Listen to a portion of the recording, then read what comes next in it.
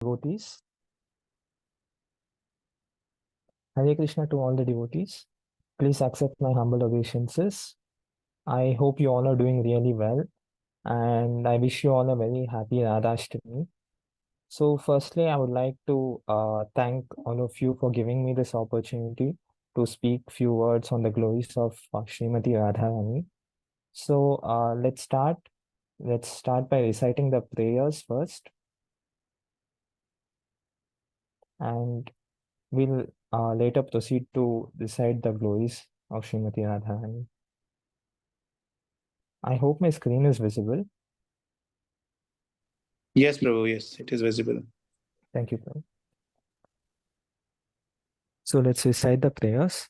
Om Ajnanantimanandasya Jnananjana Shilakya Chakshur Unmilitam Yena Tasmai Shri Guruve Namaha Mukam Karoti Vachalam Pangum Langayate Kiram Yat Kripa Tamaham Vande Shri Gurum Dinatayina Mao Vishnupadaya Krishna Preshthaya Bhutale Srimate Bhakti Vedanta Swamini Namine Namaste Saraswati Deve Gaurvani Prachane Nirvishesha Shunyavadi Paschatya Deshatayane जय श्री कृष्ण चैतन्य प्रभु नित्यानंदा श्री अद्वैत गदाधर श्रीवासादि गौर भक्तवृंदा हरे Krishna Krishna Krishna Hare Hare Hare Ram Ram Ram Hare Hare. Hare Krishna. So today on the auspicious occasion of Sri Radhastami, firstly I thank you all for giving me this opportunity.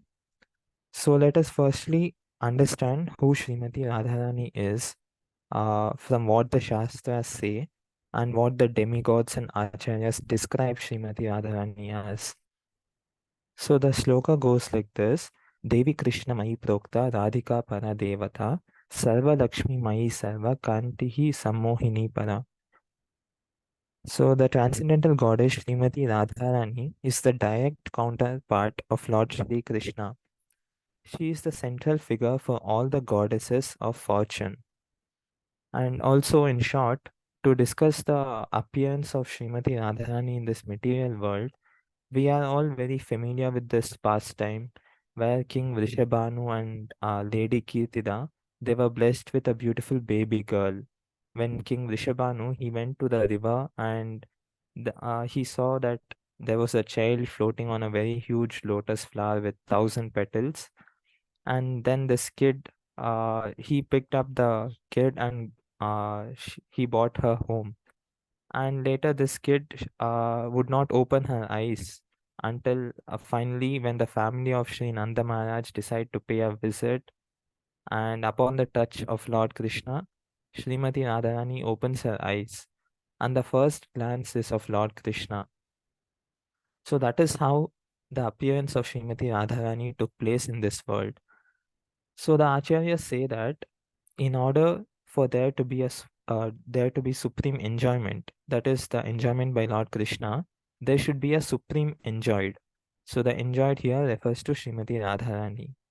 And Srila Prabhupada, he was explaining in a class that when he gives a lecture, if no one comes and he's sitting in the middle of the night in a dark room alone, then there is not much pleasure in giving such a lecture. But when there are like hundreds and thousands of people who are attentive and who are sincerely, drinking the nectar of the words emanating from Srila Prabhupada, then that reciprocation is what brings both the parties great pleasure.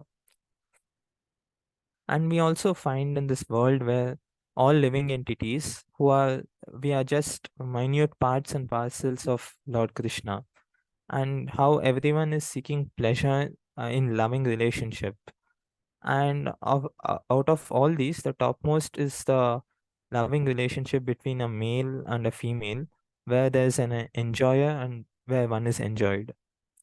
But when it comes to the Supreme Lord, it is said that the Lord, he is Vibhu and we are Anu. So this nature, where does this actually begin? So it is described in the Shastras that this nature in its divine form, it is within Lord Krishna himself. And because we are minute jivatmas, or we have very limited power to enjoy, therefore we are seeking limited objects of enjoyment. But on the other hand, Lord Krishna, he's very unlimited, and he's the reservoir of all the pleasure, and he's Vibhu, or inconceivable, or also he's unlimited.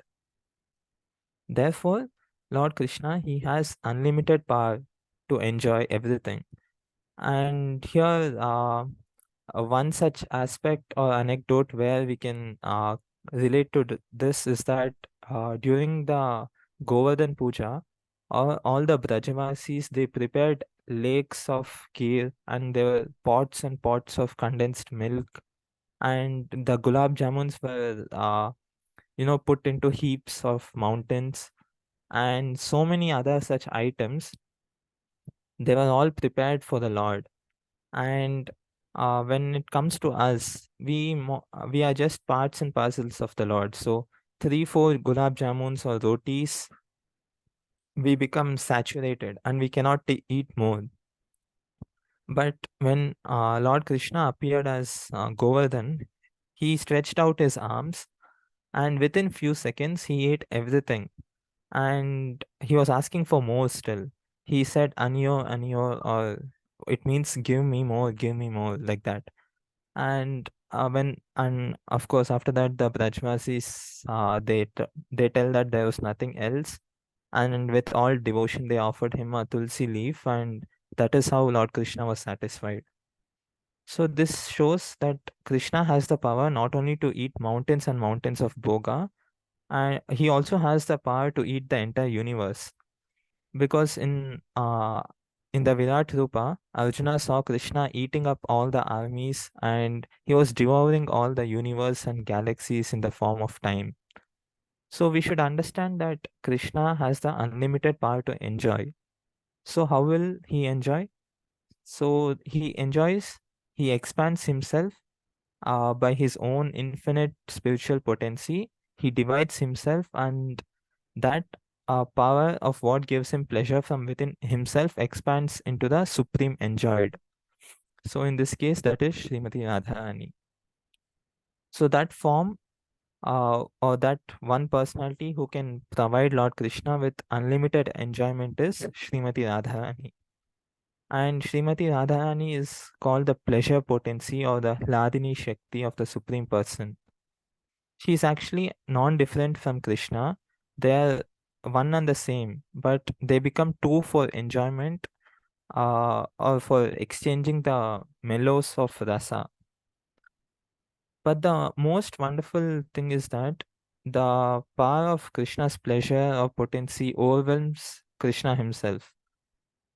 This means uh, the love that Srimati Radharani is providing to Lord Krishna, uh, he cannot assimilate or accept all of the love that Radharani gives.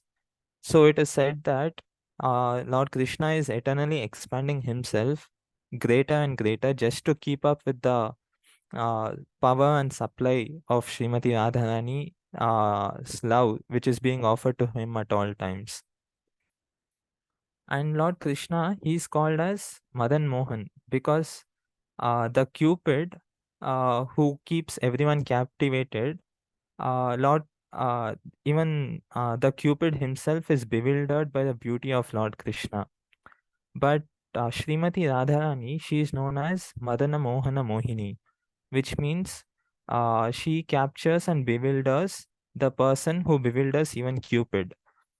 And she is also called as Vrindavaneshwari because she is the queen of Vrindavan, and the entire Vrindavan is an emanation of a potency which is for Krishna's enjoyment. And here in the Shastras, there is a description of the three potencies of the spiritual world. So one is called Savit, Sandhini, and the third is Ladini. And so this Ladini is his aspect of bliss, and Sandhini is of eternal existence, and Samvit is of cognizance. So Hladini Shakti is that potency which mixes with all the other potencies to give unlimited pleasure or bliss to Lord Krishna. And Swarup Damodar Goswami, he explains that Radharani is the personification of Nadini Shakti, and she is the source of all pleasure. So, when the living entities in this material world, we want to enjoy this potency of Krishna for our own personal interest, then this Ladini Shakti, it transforms into the personality of Durga.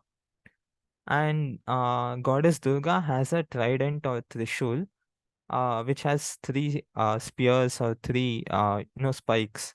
So these represent Adhyatmika, Adhidaivika, and Adibhautika. So these are the miseries that is caused by one's own body and mind, or the miseries caused by other living beings, or also the miseries caused by natural disturbances or higher powers.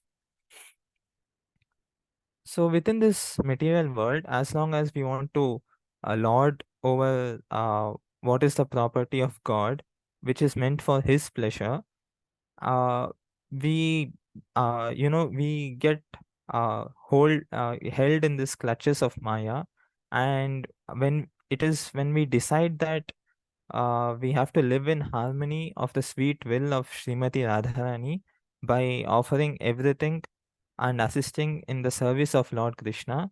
That is when we begin to receive the mercy of Srimati Radharani. So on this same context, um, we'll move on further. There is a pastime of Srimati Radharani. This was narrated by Bhakti Purushottam Swami. So this story is how about by the mercy of Srimati Radharani, the demigods were saved from the attack of two demons. So once upon a time, there lived a very fierce demon named Kalanemi, and he had two sons named Marshana and Harshana. And these two, they chanted some kind of secret mantra, and they attained lot of powers. And by using these powers, they tortured the humans, Gandharvas, Yakshas, and so on. And at that time, the Lord was not available in this material world, or for some reason, the demigods could not contact the Lord. So the demigods accepted Kartikeya as the commander, and they declared war against these two brothers. But unfortunately, they were defeated very easily. So after this, goddess Kalika, along with her a team of yoginis, they fought fiercely, but they were also defeated. So now the demigods, they were very much frustrated, and they decided to approach Lord Brahma and learn the cause why they were not able to defeat the two demons. And even Lord Brahma, he was also not sure of the reason why the demons had so much power. So all of them, they collectively, they decide to go to Lord Shiva, and Lord Shiva, after hearing to their frustration and after a deep meditation, so Lord Shiva comes to know that these two demons had become unconquerable because that secret mantra which they had chanted is actually a Vishnu mantra. And Lord Shiva tells that even Lord Vishnu won't be able to help you because by chanting the mantras, they had become Vishnu Bhaktas. And if they are killed, then Lord Vishnu would have to incur the sin of, killing his own devotees. So Lord Shiva advised the demigods to consult Srimati Radharani, and she will be able to destroy them, and she is the only one who can help them. So then all of them go to Goloka, and in Goloka, Srimati Radharani is called Golokeshwari. And here the demigods, they offer a special prayer called as Shruti Mantra, and Srimati Radharani is pleased and hears to all their problems, and she immediately summons the greatest weapon, Sudarshana Chakra. And she orders the Sudarshana Chakra to kill the two demons, Marshana and Harshana, and that is how Srimati Radharani helped the demigods. And this is how powerful Srimati Radharani is. And this is one such aspect where Srimati Radharani exhibits her quality of Aishwarya.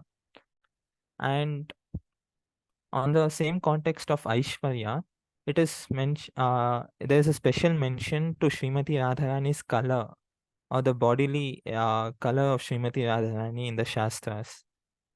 So the bodily color of Srimati Radharani is said to be like molten gold, or it is also lightning in its static form. So this form of Srimati Radharani is very radiant and effulgent. And the Shastras say that the sweetness of her beauty is ever increasing, and she looks more and more beautiful than the previous day. And this her beauty is said to be increasing tenfold times each day. And when Srimati Radharani goes to meet the Lord, at that time she becomes even more effulgent and radiant. And by her radiance and effulgence, even the trees and birds in Vrindavan, they get the golden shade or the golden hue. And in most places, it is also quoted that Lord Krishna is actually a dark in color. So when Srimati Radharani stands next to Krishna, his bodily color also becomes golden. So this is how much effulgent Srimati Radharani really is. So now let's see some of the auspicious marks on Srimati Radharani's lotus feet. I'm going to read this part from the book. The lotus feet of Srimati Radharani bears the following auspicious marks as described by Srila Rupa Goswami. At the base of the large toe of her left foot is the mark of a barley corn. Below the mark is a disc. Below the disc is an umbrella, and below the umbrella is a bracelet. A vertical line extends from the middle of her foot to the juncture of her large and second toes. At the base of the middle toe is a lotus. Below that is a flag with a banner, and below the flag is a creeper together with a flower. At the base of her small toe is an elephant, and upon her heel is a half moon. Thus, there are 11 marks on her left foot. At the base of the large toe of her right foot, there is a conch shell, and below that, a spear. At the base of the small toe of her right foot is a sacrificial altar, below that, an earring, and below that earring, a spear. Along the base of the second, third, fourth, and small toes is a mark of a mountain, below which is a chariot, and on the heel is a fish. Thus, altogether, there are 19 distinguishing marks on the soles of Srimati Radharani. Now, let us move on to see the 25 beautiful qualities of Srimati Radharani. And yesterday, Sai Shri Mataji had described this in detail. I'm just going to read the qualities. So, Madhura, she's very sweet. Navavaya, she's always youthful. Chala Apanga, her eyes are restless. Ujjwala Smita, she smiles brightly. Charu Saubhagya Rekha Adhya, auspicious lines on the body. Gandha Unmadita Madhava, she makes Krishna happy with her bodily aroma. Sangeeta Prashara Abhignya, she is very expert in singing. Ramya Vak, her speech is charming. Narma Pandita, she is very expert in joking. Vinita, she is very humble and meek. Karuna, she is always full of mercy. Vidagda, she is cunning. Patava Anvita, she is expert in executing her duties. Lajja Sheila, she is shy. Sumaryada, she is always respectful. Dhairya, she is always calm. Gambhirya Salini, she is always grave. Suvilasa, she is expert in enjoying life. Mahabhava, advanced ecstasy. Parama Utkarsha Tarshini Gokula Prema, she is situated at the topmost level of ecstatic love. Jagat Shreni Yashaha, she is the most famous of submissive devotees. Guru Sneha, she is very affectionate to elderly people. Saki Pranayata Vasa, she is very submissive to the love of her friends. Krishna Priya Avali Mukhya, she is the chief of the gopis. Ashrava Keshava, she always keeps Lord Krishna under her control. So so these are the astounding qualities of Srimati Radharani, and amongst these there are some most special skills that Srimati Radharani has that no one else has. and that skill is to cook boga for the Lord. So there is one more small pastime which happens during the childhood of Srimati Radharani, and the pastime goes like this. So in the palace of King Vrishabhanu, Srimati Radharani, she used to spend her time with Sakis. So what they used to do is that she used to place a small deity of Krishna in the corner and decorate him with flowers. And along with her Sakis, they used to play the game of cooking food for Lord Krishna. So once what happens is that on a Dwadashi day, all the gopis, they were absorbed in playing and cooking for the Lord. And suddenly Durvasa Muni arrived at the place. And all the Sakis, they ran away except Srimati Radharani, who had stayed back. So Durvasa Muni, he was very pleased to see Srimati Radharani, and he said that, my dear child, you must feed me sweet rice prepared with your own hands. So Srimati Radharani, she goes to her mother, she collects all the ingredients like all the ilachi, milk, sugar, and within a short time, she prepares a delicious dish of sweet rice, and she serves it to Durvasa Muni. So, so he tasted the sweet and he was very much amazed. And he was convinced that Srimati Radharani was Golokeshwari herself. And he then says that I'm going to offer you a boon that whatever your hands touch or whatever you prepare will always taste like nectar. And whoever tastes this food that is cooked by you, they'll have a long life, strength, beauty, and fame, all of which will increase day by day. So when Mother Yashoda, she learnt upon this boon that Srimati Radharani has, she requested Kirtida to bring Srimati Radharani to her house to cook for Lord Krishna, so that Lord Krishna might acquire all the blessings that was given in the form of a boon to Srimati Radharani. So let us move to two verses in our next part, which are from a famous bhajan called Munindra Vrinda Vandite. And this is actually spoken by Lord Shiva to goddess Parvati. And it was given to us by Vyasadeva. And it is said that in the land of Vraja, this particular stotra is very famous, and all the sadhus and matajis, they know this by heart. And almost daily it is recited in every temple in and around Vrindavan. And it has also got a nickname. So this prayer is called the King of Prayers, which petitions the merciful sidelong glance from Srimati Radharani. I'm going to recite the 12th and 13th verse in particular and read the translation. Makeshwari, Kriyeshwari, Swadeshwari, Sureshwari, Triveda Bharatishwari, Pramana Sashaneshwari, Rameshwari, Kshemeshwari, Pramoda Kananeshwari, Vrajeshwari, Vrajadipe, Shri Radhike Namostute.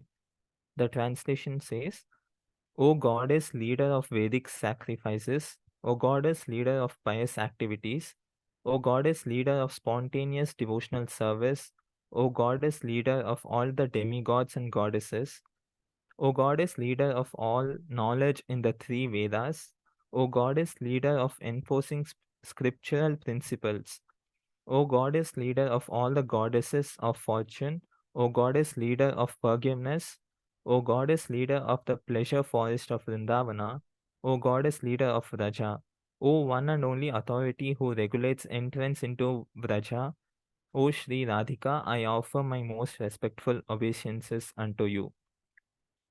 Iti मामाद्भुतं स्तवं निशाम्य भानुनन्दिनी करोतु सन्ततं जनं कृपकटाक्षभाजनं भवेत् तदैव सञ्चितत्रिरूपकर्मनाशनं भवेत् तदेव Rajendra Sunumandala Praveshanam.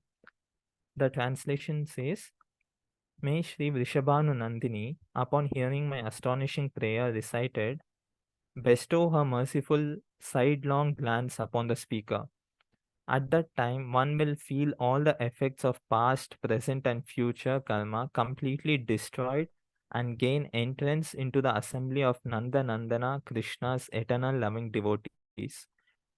That aspiring devotee who chants this prayer on the full moon day, waxing 8th lunar day, 10th lunar, and 11th lunar day, will find that his mind and intelligence becomes pure. Each and every desire will be fulfilled without fail, and by the most merciful sidelong glance of Sri Radha, one will obtain pure ecstatic prema. The aspiring devotee who recites this prayer 100 times while in the water of Sri Radha Kunda up to the thighs, navel, chest, or neck attains complete perfection in religiosity, economic development, fulfillment of desires, and liberation.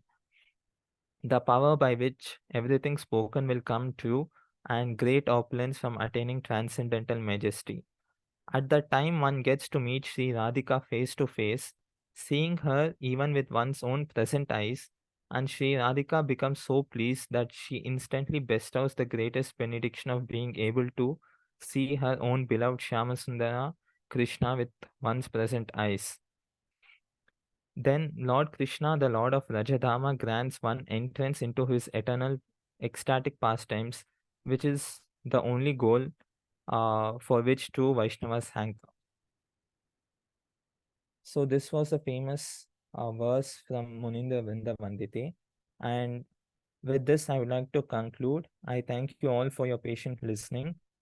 And let us all together pray to Srimati Radharani on this auspicious day um, to bestow her merciful glance upon us and engage all of us in the service of Srimati Radharani and Lord Giridhari. Hare Krishna.